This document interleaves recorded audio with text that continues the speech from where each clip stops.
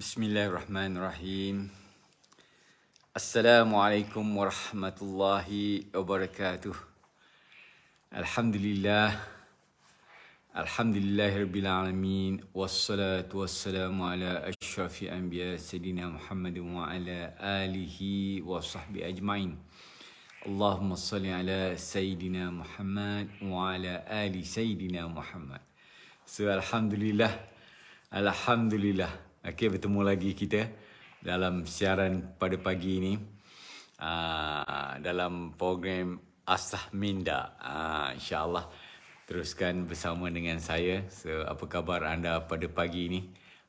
Mungkin ramai yang tengah sibuk untuk bersiap-siap ke tempat kerja. Apa pun yang anda lakukan, saya doakan anda terus sihat insyaAllah. So, hari ini kita nak terus berbicara tentang perkara-perkara yang dekat dengan kita. Kita nak terus asah minda kita. Okey, so bagaimana yang dijanjikan program kita insyaAllah setiap pagi. Kita teruskan program kita. Lebih waktu ini 6.30 kita akan mulakan program kita. Iaitu bagaimana untuk kita cetuskan sesuatu melalui minda kita supaya dengan itu akan terhasil tindakan yang boleh membangkitkan kita, tindakan yang boleh melonjakkan terutama ekonomi kita insyaAllah. So saya jemput anda untuk terus bersama dengan saya pada pagi ini, dan juga saya jemput juga anda untuk jemput rakan-rakan kita yang lain. Mungkin kita boleh tag rakan-rakan kita yang lain ataupun kita boleh sharekan dengan rakan-rakan kita yang lain dalam grup-grup kita yang kita ada insyaAllah. Hari ini kita akan teruskan lagi. Kita akan bincang tentang perkara-perkara yang betul dan tak betul. Semua yang telah saya bincangkan sebelum ini. Pada minggu lepas kita bincangkan tentang bagaimana sebenarnya kita nak pastikan bahawa kita ada ilmu yang cukup. Kita kena kuasai ilmu, iaitu ilmu bagaimana kita nak menguruskan perniagaan kita, dan dalam masa sama ilmu untuk kita, secara keseluruhan perniagaan itu. Minggu lepas juga saya kongsikan. Waalaikumsalam Cik Kimi. So terima kasih kerana bersama dengan saya rakan-rakan TikTok. Okay, so saya live dalam My Life Roza HQ FB page dan juga My Life Roza HQ TikTok. So boleh jemput rakan-rakan untuk bersama dengan kita pada pagi ini. Okay, so minggu lepas, hari Jumaat lepas, saya dah bincangkan tentang bagaimana apabila kita membuat pemilihan sesuatu perniagaan, tidak cukup hanya kita memastikan bahawa perniagaan tadi sesuai ataupun bertepatan dengan kepakaran kita, tetapi dalam masa sama juga kita kena pastikan bahawa kita mesti kena menguasai ilmu bagaimana kita nak marketkan perniagaan kita tadi, supaya perniagaan kita tadi betul-betul boleh berada di pasaran dan masyarakat luar tahu perniagaan kita. Kita tak boleh buat perniagaan syok sendiri, kita sendiri yang tahu, hanya kita sahaja, tapi orang luar tak tahu pun. Tak boleh. Kita kena tahu bagaimana kita nak tarik attention orang ramai, supaya mereka yang jauh tak dapat dekat dengan kita, yang tak biasa dapat membiasakan diri dengan kita. Dan yang paling penting ialah bagaimana kita nak sustain, kita nak pastikan bahawa perniagaan kita boleh establish. Okay, kita nak kena brandingkan perniagaan kita. Itu yang kita bincangkan pada hari Jumaat lepas. Dan saya kaitkan perniagaan tersebut dengan perniagaan bengkel. Minggu lepas bagaimana yang saya nyatakan, bengkel adalah sesuatu perniagaan yang sangat cerah masa depannya. Kan? Perniagaan yang pastinya kita boleh tawarkan kepada orang ramai perkhidmatan membaiki servis kereta kita yang pastinya ramai di luar sana. Kita tahu ramai orang ada kereta, yang sebenarnya ramai orang yang mempunyai kereta ini mencari-cari bengkel yang diyakini, bengkel yang dipercayai, bengkel yang selesa untuk mereka menghantar kereta-kereta mereka. Dan boleh fikir-fikirkan untuk buka bengkel bagi mereka-mereka yang ada kepakaran, kebolehan, kemampuan untuk membaiki kereta. Tetapi seperti mana yang saya juga terangkan, kita tak boleh hanya berbekalkan dengan ilmu itu sahaja. Kita kena ada ilmu dari sudut emosi. Bagaimana kita nak tarik orang ramai kepada kita. Itu yang kita bincangkan minggu lepas, hari Jumaat lepas. So hari ini kita nak teruskan lagi perbincangan kita tentang tentang perniagaan yang satu lagi yang saya ceburi, iaitu perniagaan food court dan juga futsal. Saya kebetulan ada building yang saya beli yang memang menyediakan food court dan juga futsal. Okay, so di bawah sebenarnya perniagaan saya, kalau bagi mereka penduduk di Kuantan tahu, ada sebuah bangunan di Kuantan ini, di kawasan Indramayu Kota. Di bawahnya adalah pasaraya, so tingkat 1, tingkat ground floor, and then tingkat 1 ada ruangan food court, dan tingkat atas, tingkat yang kedua, iaitu gelanggang futsal. Gelanggang futsal yang bersaiz international size. So satu gelanggang sahaja. Okay, so saya ada dua tingkat, maknanya tingkat untuk food court dan satu lagi tingkat untuk futsal. Okay, so bagaimana sebenarnya saya memulakan perniagaan ini? Ini antara perkara yang telah kita bincangkan, iaitu pemilihan perniagaan. Kerana saya melihat bahawa perniagaan makanan dan minuman adalah suatu perniagaan yang bagi saya juga dekat dengan orang ramai. Hari ini rata-rata kita mencari-cari tempat makan yang pastinya mesti sedap dan yang keduanya mesti selesa. Dan di situ juga sebenarnya saya lihat kebetulan di Kuantan waktu itu kurang tempat makannya. Saya nampak sebab saya sendiri menghadapi masalah.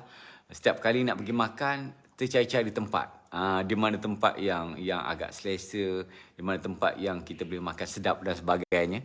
Jadi saya merasakan itu adalah sesuatu peluang kepada saya untuk mewujudkan perniagaan yang memenuhi permintaan. Sebab itu perniagaan saya waktu itu di tingkat atas memang agak mencabar sedikit. Tetapi bagi saya fokuskan kepada mereka-mereka yang inginkan suasana kelainan. Mungkin biasanya di lantai bawah sahaja. Kan? Kita parking kereta terus saja masuk dalam kedai. Tapi ini kita terpaksa kena naik tangga. Okey, jadi saya nak berikan sesuatu kelainan kepada masyarakat Kuantan ini.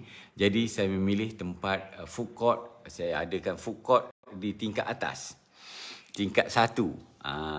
Okey, so pada mulanya bila mana saya dapat untuk merancang untuk membuka perniagaan ini, oleh kerana food court waktu itu saya ada bukan 6 pintu food court, kemudian satu kaunter air.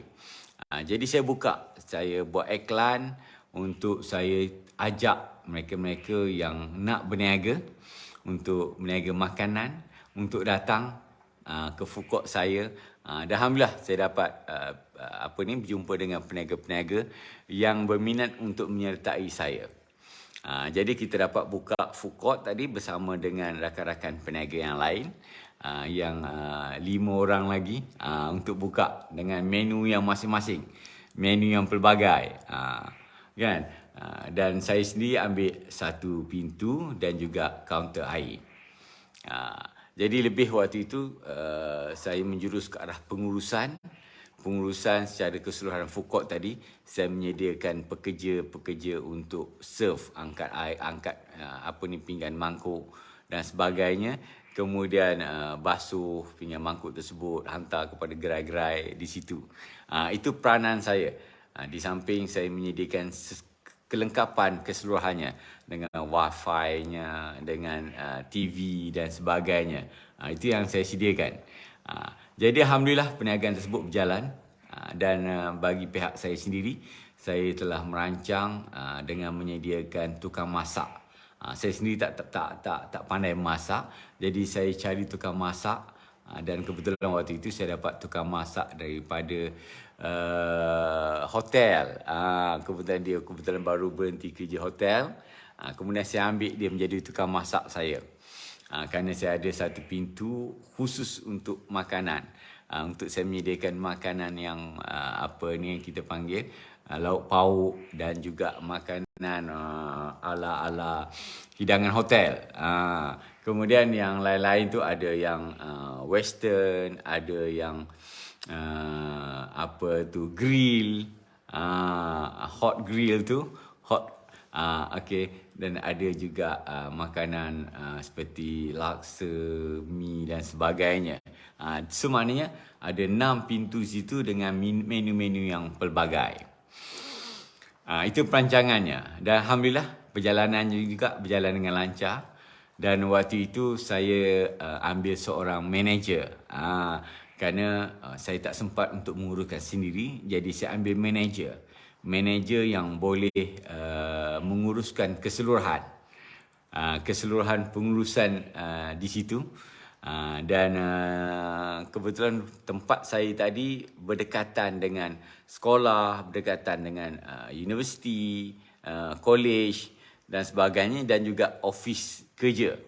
Banyak pejabat-pejabat di kawasan situ. Jadi tempatnya agak strategik. Jadi saya nampak di situ boleh berkembang, insya-Allah. Itu permulaannya.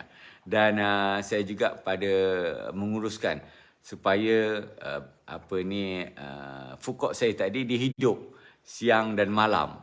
Malam pula saya sediakan makanan panas, kemudian kita create tempat tadi menjadi seperti football club. Dan malamnya kita buka TV, ada kita siarkan siaran langsung bola-bola. Jadi ramai yang berkumpul. Dan pada waktu bola tak ada, kita ada sediakan live band.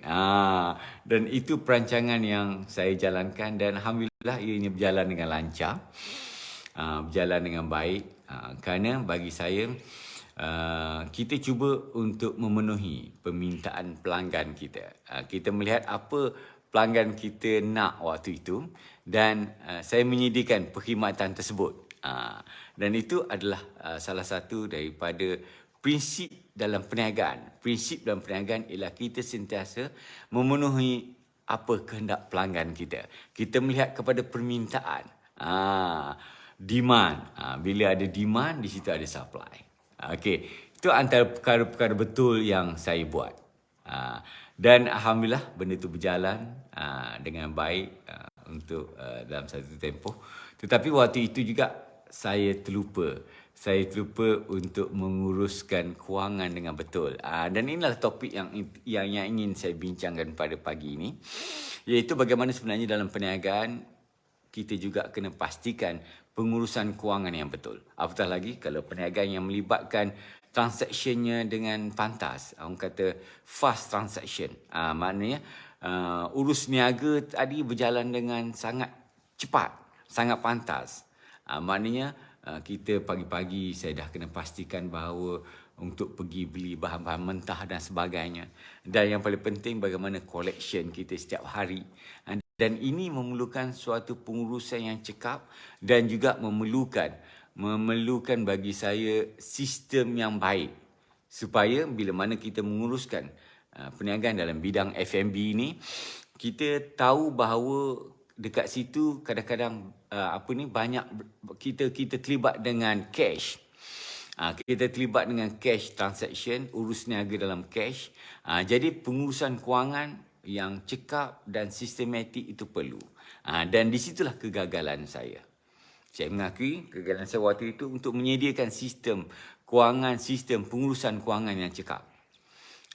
Bila kita bermain, bila kita mengendalikan cash ini.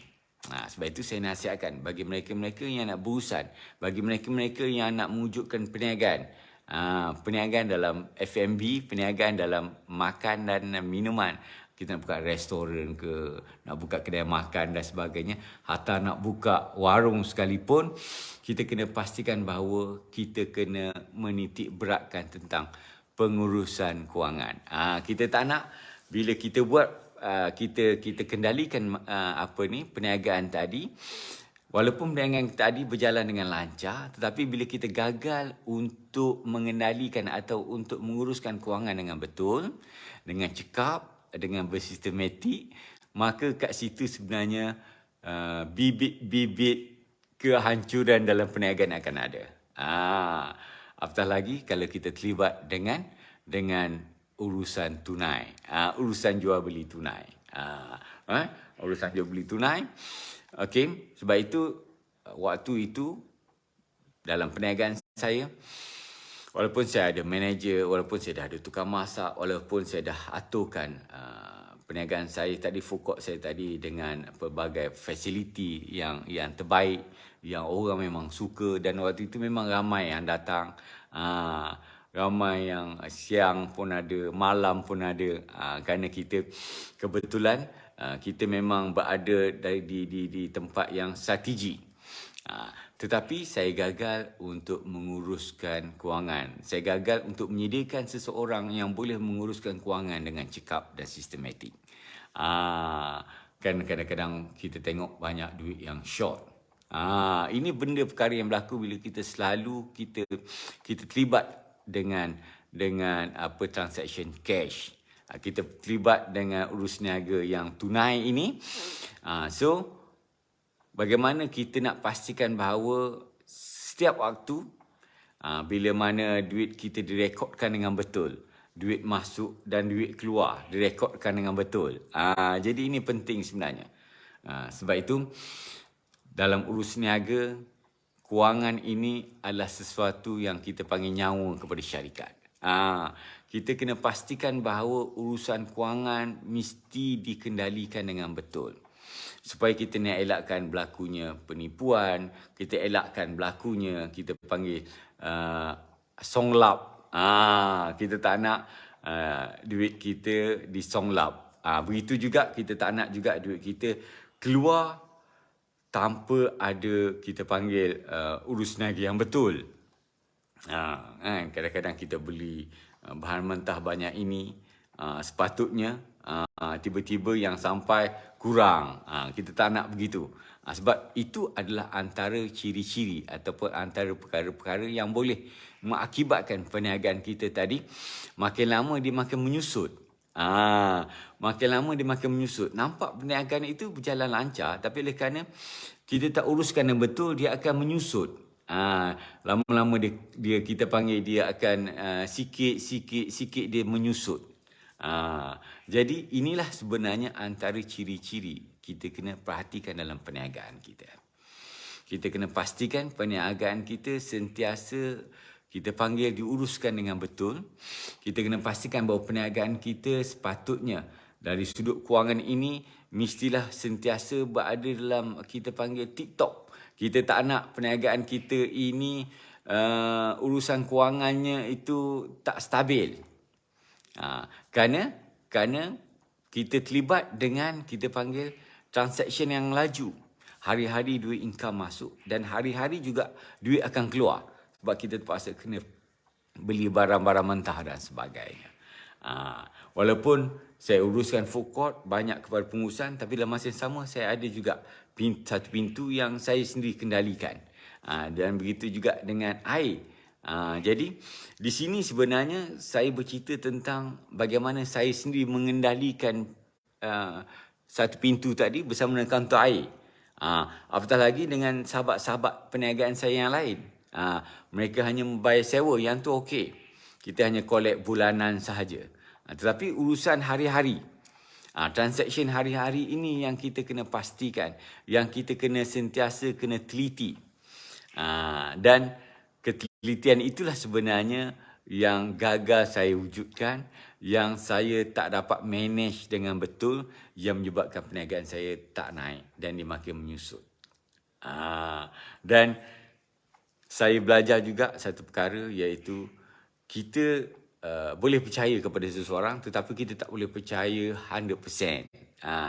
Bila melibatkan kewangan, kita tak boleh kita letakkan kepercayaan 100% kepada orang lain. Kita panggil check and balance. Kita kena sentiasa adakan check and balance. Okay? Jadi ini antara perkara-perkara yang bagi saya sangat penting untuk kita pastikan bahawa apabila kita nak jalankan perniagaan, bukan setakat pemilihan perniagaan penting, bukan setakat kita nak set up perniagaan kita itu penting, bukan setakat kita nak pastikan bahawa kita ada orang yang cukup penting, tapi kita juga kena tahu bagaimana untuk menguruskan dari sudut kewangan dalam perniagaan. Okay, so semua ini insya-Allah kita kena cari ilmu. Bukan setakat yang semalam yang saya beritahu ilmu bagaimana nak mengendalikan, kita nak ada ilmu dari sudut macam mana kita nak buat promosi, dan kita juga mesti kena tahu ilmu dari sudut pengurusan kewangan dalam syarikat. Sangat penting. Jadi insya-Allah sebenarnya kita akan kongsikan lagi lebih detail, lebih terperinci tentang bagaimana untuk kita menguruskan kewangan. InsyaAllah saya boleh kongsikan dengan anda kaedah-kaedah ataupun sistem yang sesuai bagaimana kita nak menguruskan kewangan yang lebih efektif dalam perniagaan ini. Okey, hari ini kita nak buka minda dulu. Kita nak asah minda dulu supaya kita nampak dulu. Sebab itu yang saya katakan tadi, dalam perniagaan kita kena, pada awalnya kita kena pastikan dulu, kita kena, orang kata at least kita nampak dulu apa sebenarnya yang kita nak jaga, apa yang sebenarnya kita nak uruskan. Supaya daripada situ sebenarnya barulah kita boleh aturkan perjalanan kita seterusnya. Kalau daripada awal kita tak nampak, daripada awal kita panggil bodoh saja, ataupun daripada awalnya kita hanya terus langgar saja, di situ kita khawatir kita akan langgar dinding dan akhirnya kita tewas. Sebab kita sendiri tak nampak apa yang kita nak cari, apa yang kita nak perlu jaga, apa yang perlu kita nak uruskan. Jadi sebab itu pagi ini apa yang penting permulaannya ialah saya nak bagi anda nampak dulu. Saya nak bagi anda nampak dulu supaya kita buat persiapan, persediaan. Kerana semana yang apa guru saya beritahu, persediaan mengambil tempat hampir 70% kepada kejayaan. Orang yang bersedia ialah orang yang insya-Allah boleh berjaya. Banding dengan orang yang tak bersedia. Orang yang dia melangkah tanpa apa-apa persediaan. Jadi di situ lebih mudah tergelincir, lebih mudah akan jatuh. Okey, apa yang kita nak cari, apa yang bila kita dah nampak, apa yang kita nak mendalami itu lebih mudah sebab banyak sebenarnya kita panggil buku-buku, ilmu-ilmu yang kita boleh cari untuk kita perkemaskan sistem kewangan kita, untuk kita perkemaskan kaedah bagaimana untuk kita menguruskan kewangan. Sebenarnya banyak. Anda tak perlu bimbang kalau anda dah bersedia. Kalau anda memang nampak bersedia, dan insya-Allah bagaimana untuk mendalami itu sebenarnya banyak ilmunya. Banyak sebenarnya kita panggil platform yang kita boleh gunakan untuk kita menguruskan kewangan kita dengan cekap. Okey, so apa yang penting insya-Allah hari ini anda dah nampak bahawa dalam kewangan, dalam perniagaan, pengurusan kewangan itu sangat penting dan kita tak boleh meletakkan kepercayaan 100% kepada orang lain. Kita kena ada, kita panggil check and balance, kita kena ada suatu tapisan, suatu kita panggil checkpoint kita untuk kita tahu duit masuk dan duit keluarnya berjalan dengan lancar. InsyaAllah saya akan detailkan dengan anda, saya akan kongsikan dengan anda perkara-perkara ini insyaAllah. Okey, dan kerana dah memasuki hampir pukul 7, kerana yang saya janjikan program Asah Minda kita ini hanya setakat pukul 7 pagi. Okey, dan saya minta saya jemput anda untuk teruskan kongsikan dengan rakan-rakan kita yang lain, dengan sahabat andai kita yang lain, supaya lebih ramai yang dapat menyertai kita dan insya-Allah lebih ramai yang akan dapat manfaatnya. Okay, so saya kira itu saja pertemuan kita pada pagi ini. Teruskan insya-Allah setiap pagi bersama dengan saya dalam pukul 6.30 pagi insya-Allah. So akhirnya sekian daripada saya, wabillahi taufiq wa hidayah. Wassalamualaikum warahmatullahi wabarakatuh.